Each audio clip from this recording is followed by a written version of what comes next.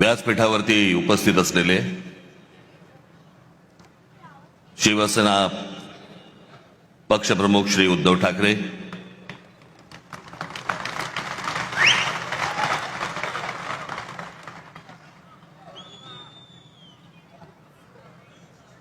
माझे मित्र आणि शिवसेनेचे नेते श्री संजय राऊत, इतर सर्व मान्यवर आणि माया जमलेल्या सर्व तमाम मराठी बांधवांनो, भगिनींनो आणि मातांनो,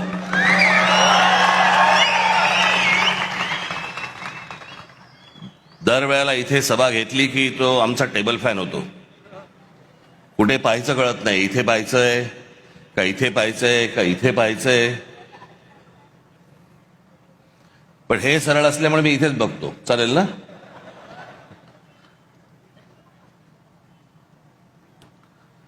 आज निवडणूक एका शेवटच्या टप्प्यावरती येऊन ठेपलेली आहे. कालची सभा ही मुंबईची होती, आजची सभा ही ठाण्याची आहे.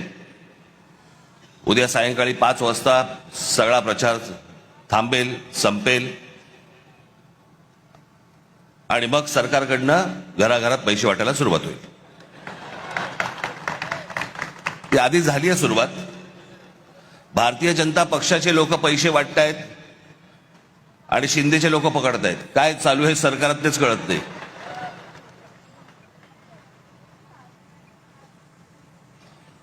त्या दिवशी मी कल्याण डोंबिवलीला गेलो, अनेक मतदारसंघामध्ये फिरलो. प्रचंड हवा आहे तिकडे. सगळ्या गोष्टी एवढ्या करून पण मी खरं तर आज त्या कल्याण डोंबिवलीमधल्या काही लोकांना मी इथे बोलवणार होतो, पण आता प्रचाराचा शेवटचे काही 2 दिवस आहेत, उरलेले आहेत, म्हणून ते इथे येऊ नाही शकले. पण मला त्यांना तुमच्या समोर तर मला त्यांना आणायचंच होतं, मुद्दामून आणायचं होतं. अनेक लोक आहेत.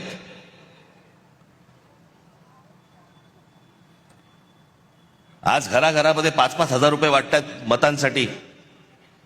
मला समजत नाही या लोकांचं.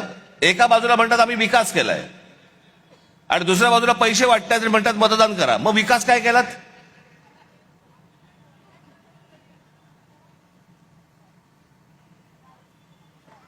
मला घेणाऱ्यांची चिंता आहे, देणाऱ्यांची नाही.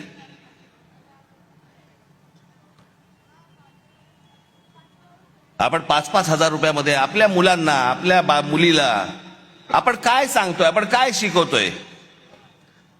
ते उद्या ज्या वेळेला समाजात जाणार त्यावेळेला ते काय म्हणणार? माझा बाप विकला गेला, माझी आई विकली गेली, माझ्या वडिलांनी आणि माझ्या आईने पैशासाठी मत विकलं. उद्या ती मुलं असतील, त्या मुलं मुलींचे त्यांचे कोणीतरी मित्रपरिवार असेल, ते काय म्हणतील की अरे ह्यांच्या आई वडिलांनी मत विकलं, हे विकले गेले. विकले जातात. त्या कल्याण डोंबिवलीमध्ये बाजार, गुलामांचा बाजार असायचा ना पूर्वी, गुलामांचा बाजार मांडलेला असायचा, तसा गुलामांचा बाजार मांडला होता. महाराष्ट्रामध्ये 66 ठिकाणी पैसे देऊन, पैसे वाटून फॉर्म माघारी घ्यायला लावले.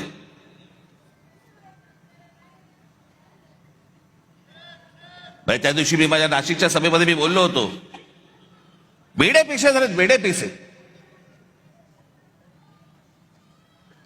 त्या दिवशी एका ठिकाणी तर कोणी, त्या एका माणसाने ते काय स्क्रुटिनी असते, समोरच्याचा एबी फॉर्म गिळून टाकला. बरं दिवस नव्हता, एखाद दिवस मिळाला असं, दुसऱ्याशी वाट तरी बघता आली असती. एबी फॉर्म पडेल, एबी फॉर्म पडेल.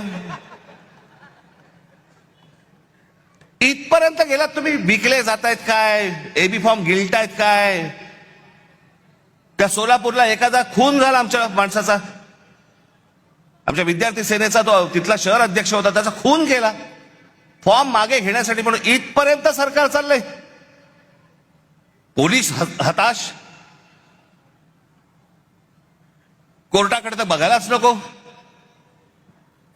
हे कोणतं राज्य आहे? बिनधास्त सगळ्या गोष्टी सुरू आहेत. मला ती, म्हणून मी मगाशी म्हटलं ना, मला ती माणसं आणायची होती, ती त्या प्रचारामध्ये बिचारे गुंतलेत, त्याच्यामुळे मला इथे त्यांना बोलवता नाही आलं. 5-5 हजाराला मतं विकतायत. मी फक्त 2-3 माणसांची फक्त तुमच्यासमोर नावं घेतो, बाकीचे तर आता येतील.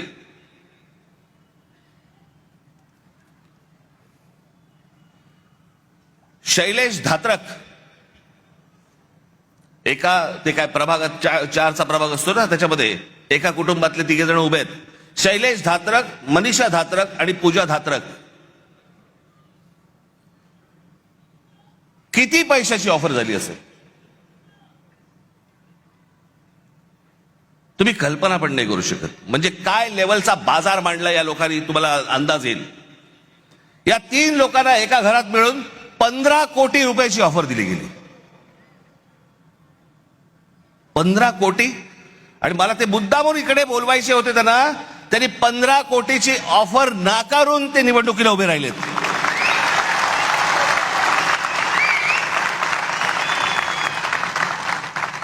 पंधरा कोटी रुपयाची ऑफर नाकारणारे कुठे आणि 5-5 हजार रुपयामध्ये मतं विकणारे कुठे. दुसरा मुलगी सौ राजश्री नाईक, कितीची ऑफर झाली? 5 कोटी रुपयाची. कुठे आहेत? या इकडे, या इकडे.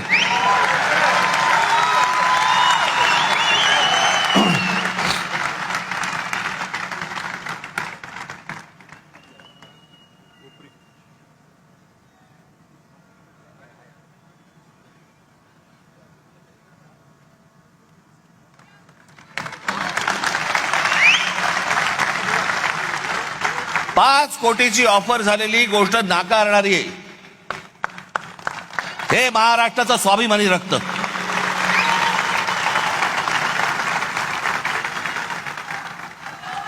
बसा ताई.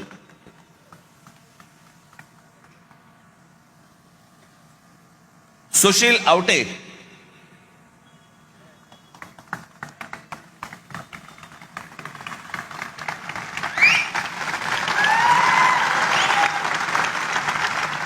एक कोटी रुपयाची ऑफर झाली, नाकारले. अजून बरेच जण आहेत.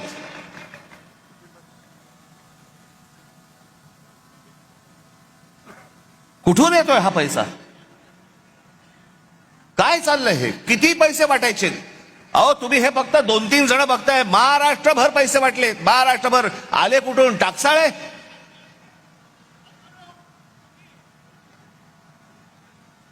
कोणाला 5 कोटी, कोणाला 10 कोटी, कोणाला 15 कोटी, कोणाला 1 कोटी, 2 कोटी. काय बघायलाच नको.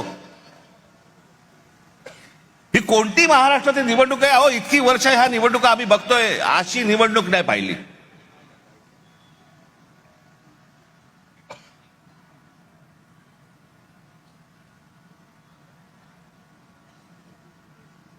काही लगामच नाही या लोकांना. बिनदास जे काय हवंय ते करायचंय. कोर्टात जाऊन काय उपयोग नाही, पोलिसात जाऊन काय उपयोग नाही, कुठेही तुम्हाला जाऊन उपयोग नाहीये. बस आमची मर्जी. त्या बदलापूरला आमच्या महाराष्ट्र नवनिर्माण सेनेने त्या बाईच्या मुलीचं, एक लहान मुलगी जिच्यावरती बलात्कार झाला, तिचं प्रकरण जेव्हा बाहेर काढलं, त्यातला जो मुख्य आरोपी होता, काही कारण नसताना पोलिसांकडनं त्याला एन्काउंटर केला गेला, मारला, त्याला ठार मारला. का? कशासाठी? या नराधमांना ठार मारले पाहिजे, त्याच्याबद्दल वादच नाहीये. पण एन्काउंटर मध्ये ठार का मारायचा होता? काही गुपित होतं का? जर ते बाहेर पडलं असतं तर काही प्रॉब्लेम होता का? आणि त्याच्यातला जो सह आरोपी होता आपटे नावाचा, त्याला भारतीय जनता पक्षाने काल स्वीकृत नगरसेवक म्हणून स्वीकारलं. आमच्या अविनाश जाधवने धमकी दिली.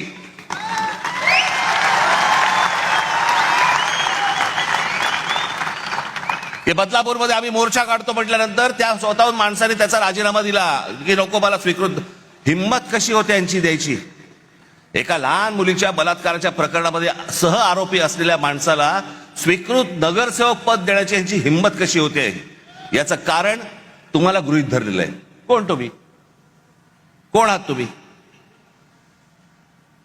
आलात की 5,000 रुपये तोंडावर फेकू आणि तुम्हाला विकत घेऊ. ही आली कुठून हिंमत?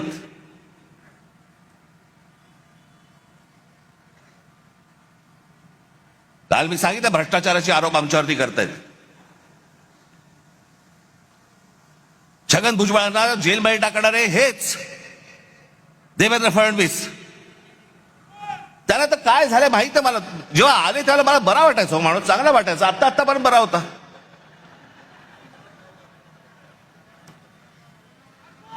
काल मी जो बोललो ती रसमलाई आली होती, तो सांगतोय की मुंबईचा आणि महाराष्ट्राचा काही संबंध नाहीये. हे स्वतः सांगतोय आणि फडणवीस म्हणतात नाही तो असं काही बोललाच नाही. त्याचा तो अर्थच होत नाही म्हणे. मला असं वाटायचं की फडणवीसांना इंग्रजी कळतं. पण कसं आहे, खोटं बोलत राहायचं, खोटं बोलत राहायचं. त्याला वाटतं याच्यात लोकांना वाटेल की बाबा नाही खोट्याचं खरं करता येतं. नाही होणार. आता मला आत्ताच सकाळी कोणीतरी त्याची एक क्लिप पाठवली. लावर येतोय.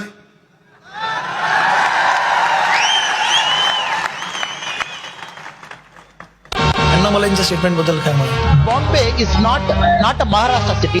मुंबई महाराष्ट्राची नाही याच्या इंटर असं हे म्हटलंय.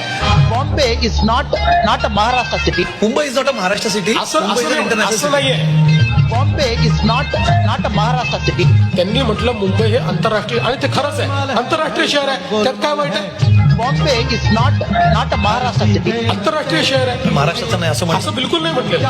Bombay is not a Maharashtra city. त्याचं वाक्य आहे. नाही तसा त्याचा अर्थच नाही. Bombay is not a Maharashtra city. CM साहेब त्यांचं वाक्य. तो बोलतोय खाली की मुंबई महाराष्ट्राची नाही म्हणून नाही. तो असं बोललाच नाही म्हणे.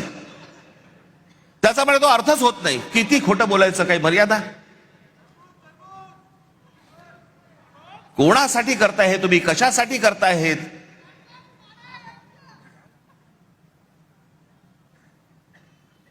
पण मी काल म्हटलं ना, हे फक्त हातावर बसलेले ससाणे होतो. जाऊन फक्त पक्षी मारून आणणे. पक्षी ससाणा हा फक्त पक्षी मारून आणतो. स्वकीयांचेच फक्त घात करायचे त्यांना. आमचीच लोक आमची वाट लावतायत. आमचीच लोक आमच्या महाराष्ट्राची वाट लावतायत. काल मी त्या गौतम अदानीचं प्रकरण काढलं. काय मिरच्या झोंबल्या.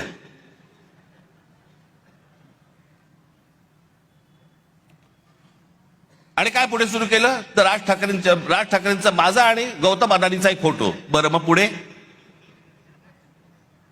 माझ्या घरी गौतम अदानी येऊन गेला एकदा. माझ्याकडे रतन टाटाही येऊन गेलेत. माझ्याकडे मुकेश अंबानी येऊन गेलेत. माझ्याकडे आनंद महिंद्राही येऊन गेलेत. अनेक उद्योगपती येऊन गेलेत. अनेक फिल्म मधले कलाकार येऊन गेलेत. घरी येऊन गेले म्हणून त्यांची काय पापं झाकायची का मी?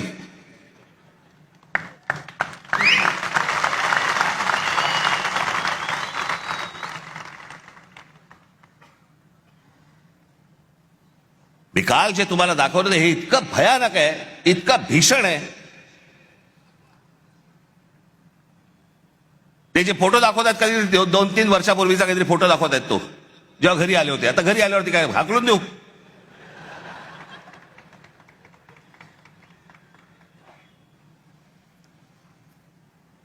ज्या वेळेला या महाराष्ट्रावरती संकट येईल, ज्या वेळेला या मुंबई ठाणा आमच्या शहरांवरती संकट येईल, राज ठाकरे दोस्ती बिस्ती बघणार नाही कुठे. आणि अडाणीशी दोस्ती करण्याचा माझा विषयच नाही. मी इतका अडाणी नाहीये.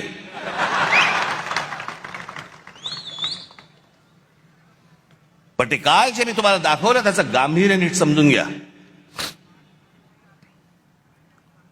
मी काल जे तुम्हाला सांगितलं की जवळपास 60% म्हणजे हा माणूस कधी सिमेंटमध्ये कधी नव्हता, तो आज माणूस 2 नंबरला सिमेंटमध्ये आलाय. आज देशातला 2 नंबरचा सिमेंटचा व्यापारी तो आहे. आज ही सगळी विमानतळ. आता नाही इथे गुजराती समाजातले लोक आले असतील. खरं तर आमचं तुमचं काही भांडण नाहीये, फक्त आमच्याशी भांडायला येऊ नका.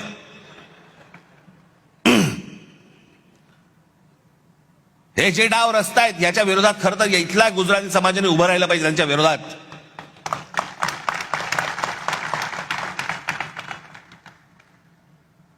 पण हे मुद्दामून ज्या गोष्टी करतायत हे काय करतायत,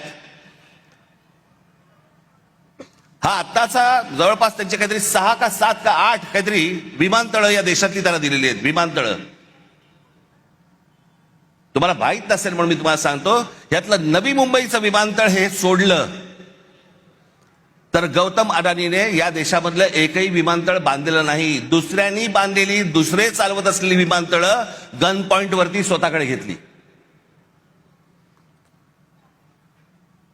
बांधलेलं फक्त एकमेव पोर्ट गुजरात मधलं फक्त मुंद्रा पोर्ट.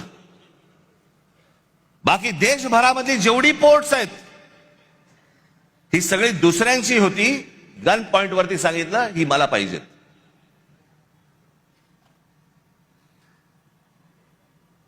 एक इथलं विमानतळ, एक पोर्ट सोडून या माणसाचं स्वतःचं काही नव्हतं. फक्त केंद्राचा दबाव,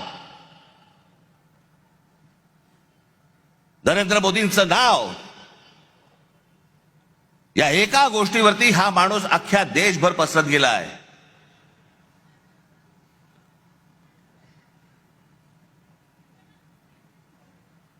उद्या जर ही पोर्ट बंद झाली, तुमचा व्यापार ठप्प. उद्या देशामधली वीज निर्माण करणारा हा गौतम अडानी, उद्याने वीज बंद केली, तुम्ही अंधारात सगळे. तक्रार कोणाकडे करायची?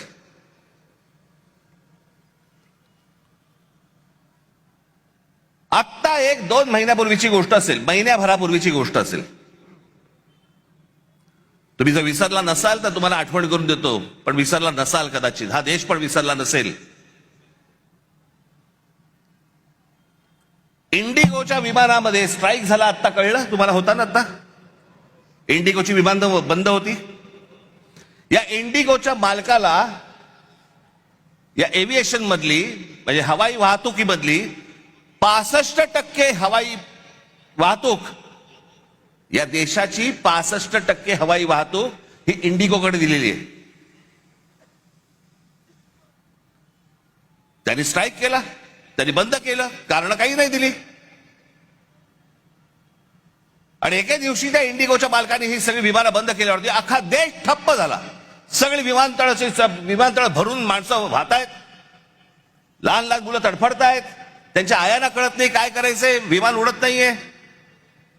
खाण्यापिण्याचे बांधे खरं तर विमान कंपनीने द्यायला पाहिजे, तेही नाही, पाणी नाही, काही नाही, काही नाही. देश अख्खा ठप्प. एक विमान कंपनी तुमचा देश ठप्प करू शकते. आज अदानीच्या हातामध्ये सिमेंट आहे,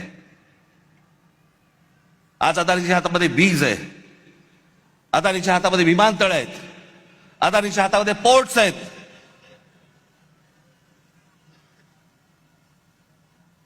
लोखंडाचे व्यापार म्हणजे सगळं, म्हणजे उद्या हे जर समजा सिमेंटचे समजा करायला लागले, भाव वाढवायला लागले, तुमच्या घरांच्या किमती वाढत जाणार.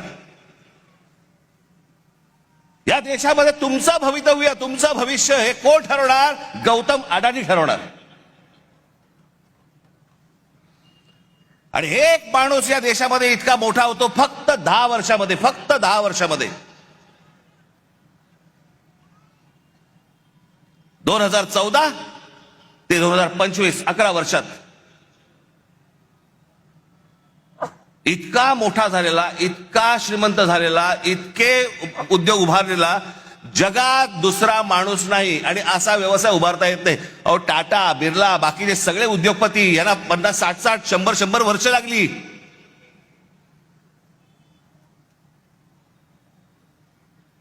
मी काल महाराष्ट्राचा नकाशा दाखवला, त्याच्यामध्ये सगळं दाखवलं की महाराष्ट्रामध्ये कशा प्रकारच्या गोष्टी होत आहेत.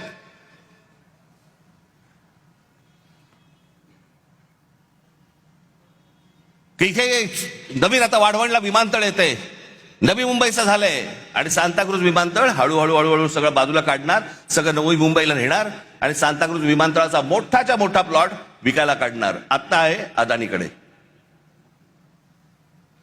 मी काय, माझा कोणी दुश्मन नाहीये. या देशामध्ये उद्योगपती मोठे व्हावेत, पण सगळे व्हावेत, एकाकडेच नाही.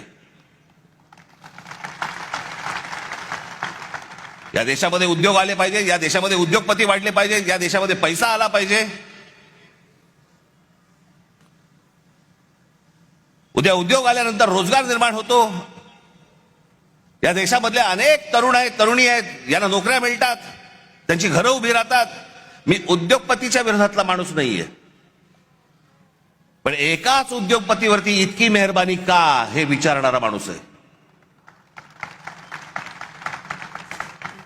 बाकीचे उद्योगपती मेले का या देशातले? आणि मग या माणसाला पुढे करायचा, सतत पुढे करायचा आणि वेगळे डाव आखायचे. बाकीचे ते व्यवसाय चालूच आहेत, पण महाराष्ट्रात काय चालू आहे जे मी काल तुम्हाला सांगितलं. भूगोल बघा एकदा. हे वाढवण जिकडे आहे तिकडे पुढे जा तुम्ही जरा, लगेच गुजरात लागतं. ही आपली शहरं, ही आपली मराठी शहरं, याच्यावरचा मराठी ठसा यांना पुसवायचा आहे. एक साधी गोष्ट तुम्हाला दाखवतो. या भाषावर प्रांत रचना ज्यावेळेला झाली मराठी लोकांसाठी महाराष्ट्र, गुजराती लोकांसाठी गुजरात, तामिळ लोकांसाठी काय तामिळनाडू, प्रत्येक भाषेचं एक राज्य निर्माण झालं. आणि मुंबई तर महाराष्ट्रामध्ये संयुक्त महाराष्ट्रात लढा होऊन 107 हुतात्म्यांनंतर त्याच्यानंतर मुंबई महाराष्ट्राला मिळाली, जी महाराष्ट्राची होती, पण लोक छीनत होते तिला.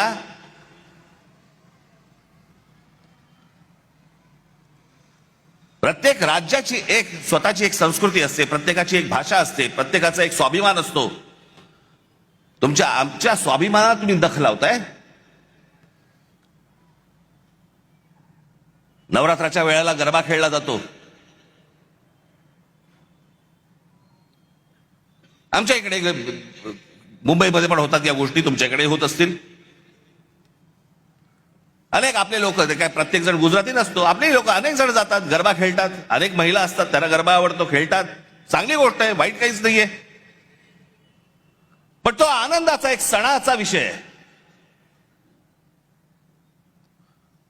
पण मुंबईत, महाराष्ट्र राज्याची राजधानी मुंबई विमानतळावरती जेव्हा गौतम अडानीने विमानतळ ताब्यात घेतलं, ते ताब्यात घेतल्यानंतर तुम्हाला काय सांगायचं होतं आम्हाला, ज्याच्यातनं ही कृती केली बघा.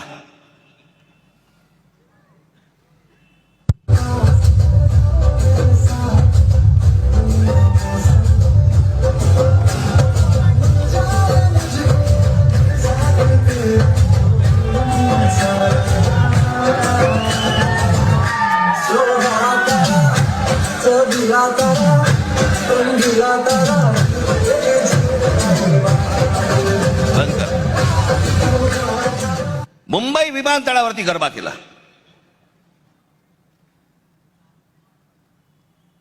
तुमची ओळख पुसून टाकायची. मुंबई तुमची नाहीये.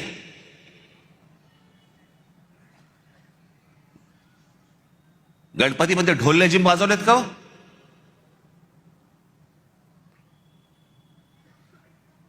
आणि जर वाजवायचे असतील तर फक्त ढोल लेझिमच वाजले पाहिजे मुंबई विमानतळावरती, बाकी काही नाही.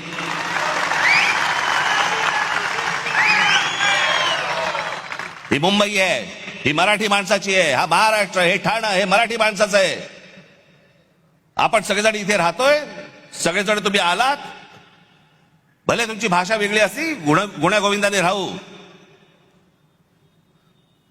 पण आमच्या घरी यायचं कपाट दुरुस्तीला आणि बायकोकडे नजर टाकायची, चालणार नाही.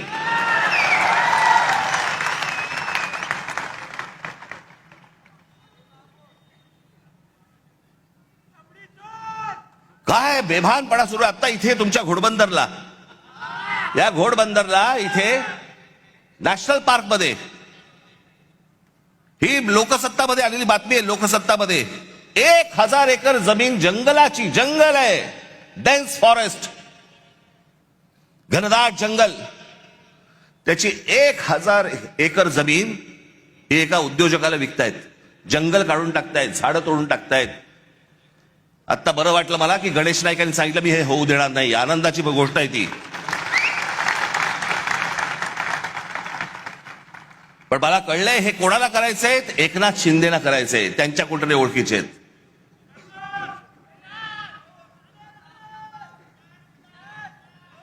दिसेल ती जमीन हे वरून उद्योगपती पाठवणार, वरून हे सांगणार की या उद्योगपतीला ही जमीन देऊन टाका.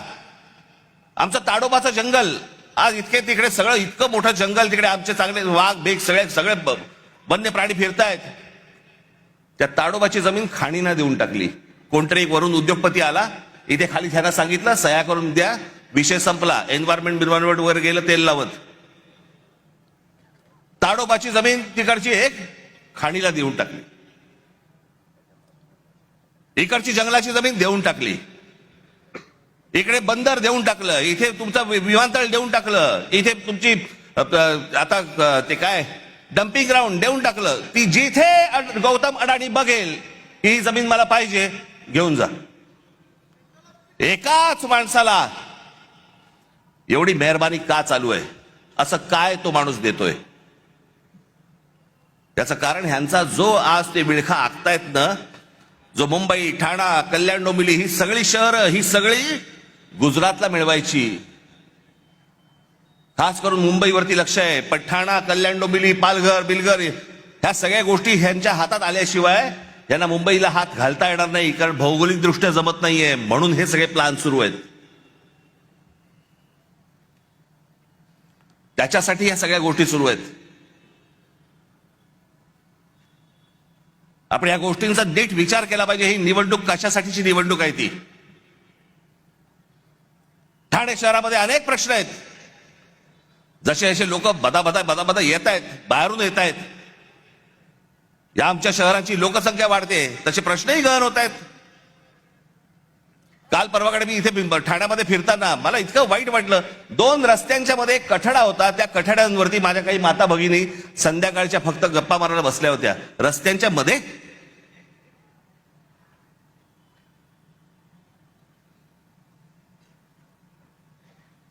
जे आम्हीच तुम्हाला सांगतोय सुखसोयी तर उत्तम देऊच या ठाण्यामध्ये. पण तुम्ही असाल, तुम्ही टिकलात तर, तुम्हाला या ठाण्यात ठेवलं तर उद्या भविष्य काळात असं नको व्हायला की उद्या ठाण्याचे सगळे प्रश्न कोण सोडवते? गुजरात सरकार. कारण महाराष्ट्रापासून वेगळे झाले. अनेक जण मला म्हणतात की नाही ते दरवेळेला तुम्ही घाबरवता, असं होणार. मी म्हटलं मी दरवेळेला तेव्हापासून नाही बोलत आहे. मला आता कळतंय उंबरठ्यावरती संकट येऊन उभं आहे.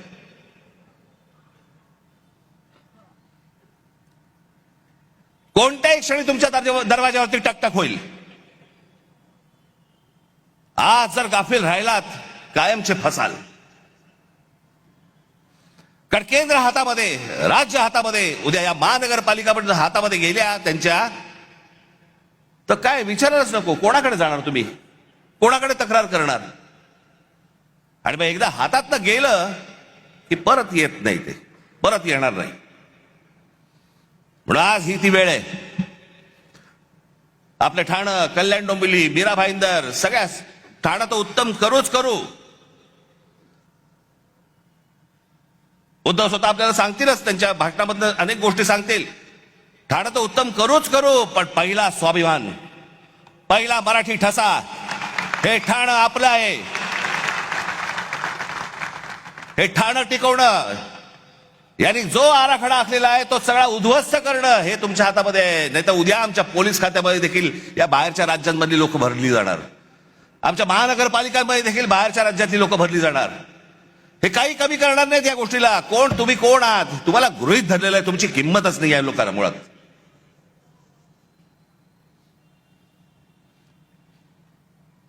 जातील कुठे? येतील. 1.5 दमडी फेकली की येतील. हा जो त्यांचा आत्मविश्वास आहे, हा आत्मविश्वास तुम्हाला या निवडणुकीमध्ये मोडून काढायचा आहे. तुमचे जे कोणी मित्र परिवारातले लोक असतील, तुमचे जे कोणी नातेवाईक असतील, त्या सर्वांना सांगा की या आत्ताच्या येणाऱ्या उद्या 15 तारखेला शिवसेनेची मशाल आणि महाराष्ट्र नवनिर्माण सेनेचं इंजिन हे जोरात धावलं पाहिजे, जोरात चाललं पाहिजे.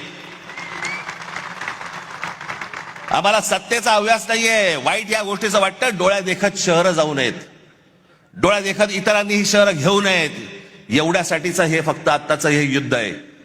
येत्या 15 तारखेला आपण सर्वजण सतर्क राहा. कुठेही गाफील राहू नका. जे BLA असेल, जे नेमले गेलेली माणसं असतील बूथवरती सकाळी 6 वाजता जा. आणि जे काल सांगितलं परत सांगतोय, जर दुबार मतदार वगैरे करायला कोणी आले तिथेच कान फडवायचे, तिथेच ठोकायचे, तिथेच मारायचे. ही शहर वाचवा एवढंच फक्त आपल्याला सर्वांना आवाहन करीन आणि आपली सर्वांची मी रजा घेईन. धन्यवाद. जय हिंद, जय महाराष्ट्र. धन्यवाद राजसाहेब.